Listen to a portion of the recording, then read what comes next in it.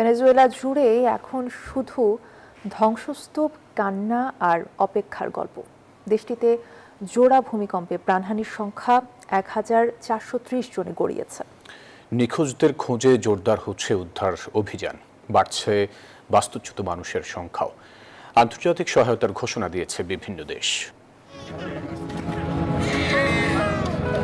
মৃত্যুর মিছিলের মাঝেও মিলেছে জীবনের স্পন্দন। ধসে পড়া ভবনের কংক্রিটের স্তূপ ভেদ করে এবার এক শিশু ও তার মাকে জীবিত উদ্ধার করেছে উদ্ধারকারী দল। চারদিকে স্বজন হারানোর আহাজারির মধ্যে এই উদ্ধার যেন শোকের সাগরে এক ফোঁটা স্বস্তি।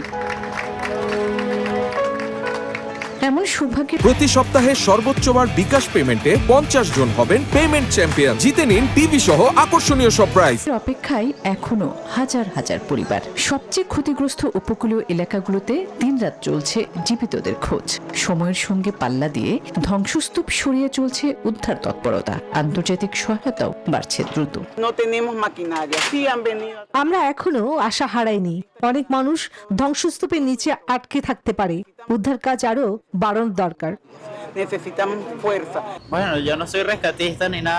ভূমিকম্পের সময় আমি সিঁড়ি দিয়ে দৌড়ে নিচে নেমেছিলাম। পাশের বাড়িটা ধসে পড়ে।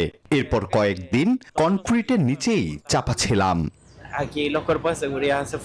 অন্যদিকে হাজারো বাস্তুচ্যুত শিশু ও পরিবার খোলা আকাশের নিচে রাত কাটাচ্ছে। তীব্র হচ্ছে খাবার, পানি ও আশ্রয় সংকট।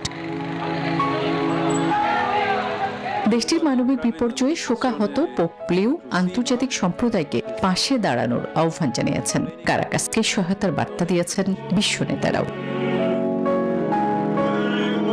আসমাতুলি, নিউজ 24।